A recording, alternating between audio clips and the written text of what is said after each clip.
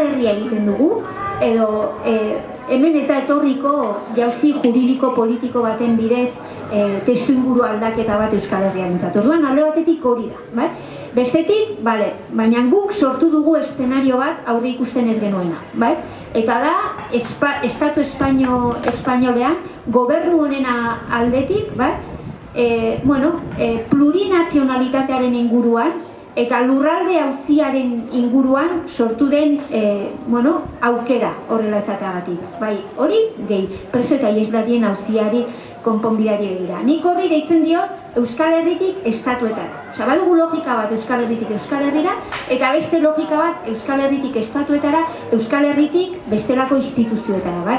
Eta hor, gaude zalantzari gabe, modu ezberdinetan, baina garrantzi handi hiru lurraldeetan momentu historiko batean.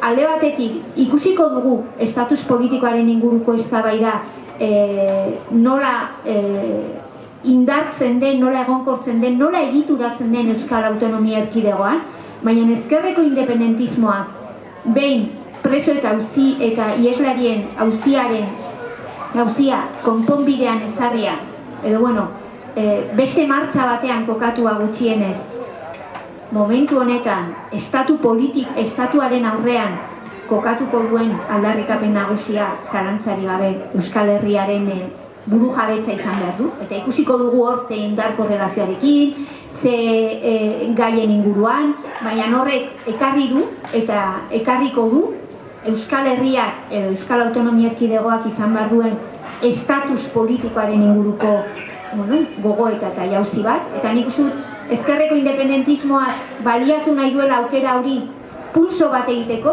ikusiko dugu zer lortzen dugu, baina pulso horrek dagoeneko erdigunean kokatzen du gatazka politikoa eta Euskal Herriaren buru jabetza nahia, eta hori bakarri bada erronka politiko bat eta behar bat, bai? Eta Nafarroari dagokionez antzeko, gertatzen dena da indar korrelazioak oso desberdinak direla, bai? Eta Nafarroaren estatus politikoan urratsak emateko prozedurak ere desberdinak dira, bertako foru hobekuntzaren artikulazioa eta reformarako ibilbidea desberdina delako.